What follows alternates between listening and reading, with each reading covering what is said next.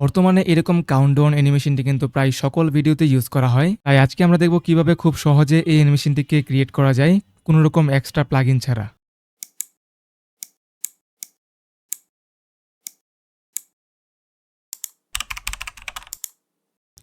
প্রথমে আমাদেরকে হচ্ছে টেক্সট টুল সিলেক্ট করে নিতে হবে এবং এখানে যেকোনো কিছু টাইপ করতে পারি ২-১ টা সংখ্যা। এই টেক্সট সিলেক্টের মধ্যে আমরা একটা ডিফল্ট ইফেক্ট ইউজ করব।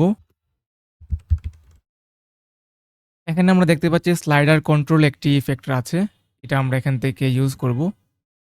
আচ্ছা, এই কাজটি আমি কিভাবে করলাম আমি একটু সহজ করে দেই।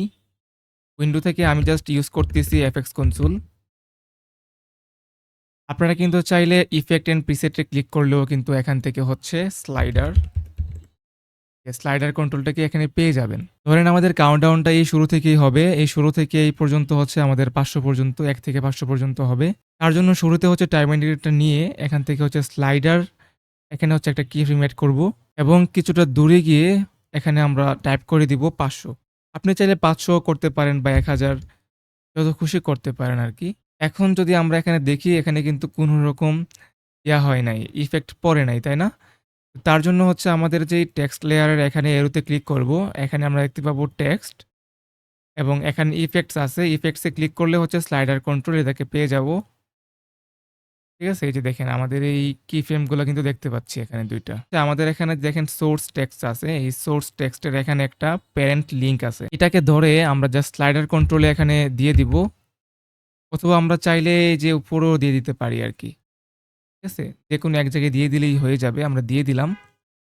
এখন এটা জাস্ট এটার সাথে প্যারেন্ট হয়ে গেছে এবং দেখেন এই লেয়ারে আপনার এবিসি বা যাই লেখা থাকুক না কেন এখান থেকে 0 থেকে একদম শেষে গেলে দেখবেন ৫০০ হয়ে গেছে। আচ্ছা, এখন আমাদের দেখেন আমাদের সংখ্যার সাথে কিন্তু অনেক কিছু চলে আসছে। এত সংখ্যা আমাদের দরকার নাই। তো এটার জন্য হচ্ছে আমাদের এখানে ছোট্ট একটা কাজ করতে হবে। আমাদের সোর্স টেক্সটের এখানে ক্লিক করব। এখানে হচ্ছে একটা এক্সপ্রেশন আমাদেরকে লিখতে হবে। প্রথমে হচ্ছে এখানে ক্লিক করলে দেখতে পাবো একটা এক্সপ্রেশন এখানে ক্রিয়েট হইছে। এটাকে আমরা কন্ট্রোল এক্স দিয়ে কাট করে ফেলবো। এখানে আমরা লিখে ফেলবো math.round ROUND। এখন আমরা হচ্ছে ব্র্যাকেট ক্লোজ করব এবং এটার ভিতরে হচ্ছে যেটা আমরা কাট করেছিলাম সেটাকে হচ্ছে আমরা পেস্ট করে দিব এবং বাহিরে একটা ক্লিক করব। এখন দেখেন জিনিসটা কিন্তু সলভ হয়ে গেছে। আচ্ছা, সবসময় কিন্তু এখানে যেই এক্সপ্রেশনটা কিন্তু মনে না থাকতে পারে যে এখানে আসলে কি দিতে হবে। তো এটা আসলে মনে রাখার একটা শর্টকাট ওয়ে বা মনে না থাকলেও কিন্তু আপনার তেমন সমস্যা নাই। আমি যদি এটাকে রিমুভ করে দেই অথবা আমরা কন্ট্রোল জি প্রেস করতেছি। আচ্ছা, তো আপনারা এই যে এখানে আসার পরে এটাকে হচ্ছে ১ম এ রাখবেন কার্সরটা। রাখার পরে এখানে জাস্ট এখানে যে একটা প্লে বাটন আছে এখানে এক্সপ্রেশন ল্যাঙ্গুয়েজ মেনু।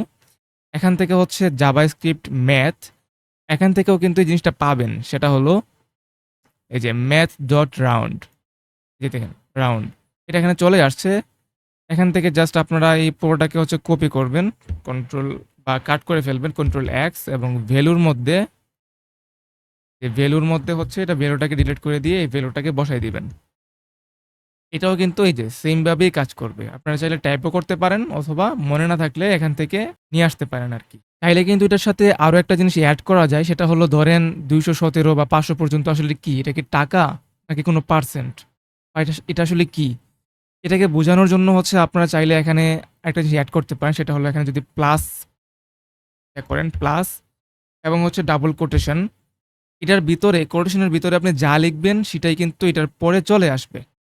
ধরেন আমরা এখানে লিখলাম একটা স্পেস দিয়ে টাকা। টাকা লিখে করলাম। এখানে টাকাটা দেখেন চলে আসছে। আপনার এটা যেভাবেই হোক না কেন, মানে যতই হোক এটার সাথে কিন্তু টাকা এটা কিন্তু থাকবে। ঠিক আছে? আচ্ছা, এটা তো আমরা দেখলাম যে একটা সাধারণ টেক্সটকে কিভাবে হচ্ছে একটা স্লাইডার কন্ট্রোল ইফেক্টের মাধ্যমে হচ্ছে এটা করা যায়। আমরা আরেকটা জিনিস দেখি যেটা রিয়েল লাইফে আসলে কাজে লাগবে। এখান থেকে আমরা একটা ইলিপস নিলাম, ড্র করলাম এবং এটার কালার আমরা চেঞ্জ করে দিচ্ছি।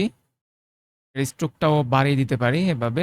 এটাকে যদি আমরা একটা প্রোগ্রেস বারের মতো কিছু একটা বানাইতে চাই, ধরেন এখানে হচ্ছে আমরা কনটেন্টের এখানে এড এ ক্লিক করে হচ্ছে একটা ট্রিম পাথ এড করে নিলাম। প্রথমে আমাদের ভ্যালুটা থাকবে 0, তারপর হয়ে যাবে 90, তাই না?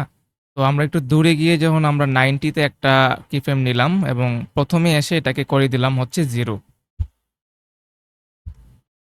ওকে, এবার যদি আমরা প্লে করি তাহলে দেখতে পাবো এটা 0 থেকে 90% এ গিয়ে আসলে এটা থেমে যাবে।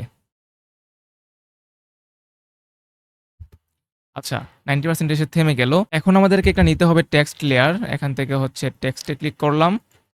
এখানে যেকোনো আগের মতোই সেইম আমরা যেকোনো একটা টাইপ করে দিলাম আরকি। তো এখন হচ্ছে এটা মাঝখানে নিয়ে আসি। আমাদের যে নিচে ইয়াটা আছে, মাঝখানে নিয়ে আসলাম।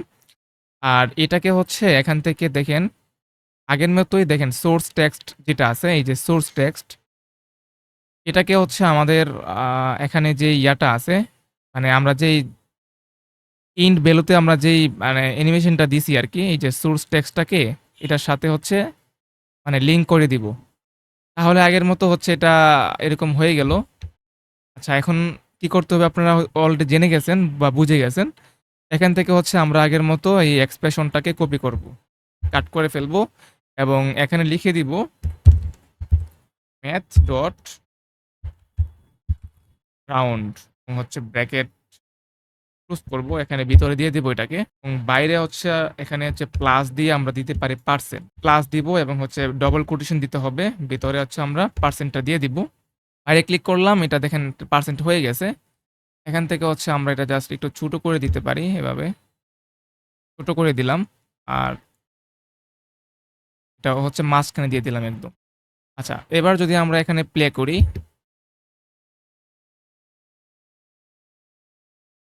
এটা কিন্তু খুব সুন্দরভাবে আমাদের যেই মানে অ্যানিমেশনটা ছিল এখানে এটার সাথে একটা প্রোগ্রেস বারের মতো পার্সেন্টটা দেখাচ্ছে।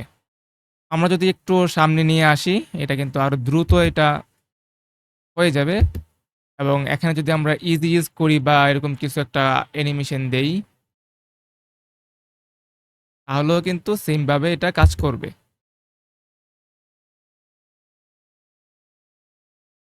এভাবেই কিন্তু আমরা চাইলে খুব সহজেই এরকম প্রোগ্রেস বার বা হচ্ছে কাউন্টডাউন অ্যানিমেশন ক্রিয়েট করে ফেলতে পারি খুব সহজে।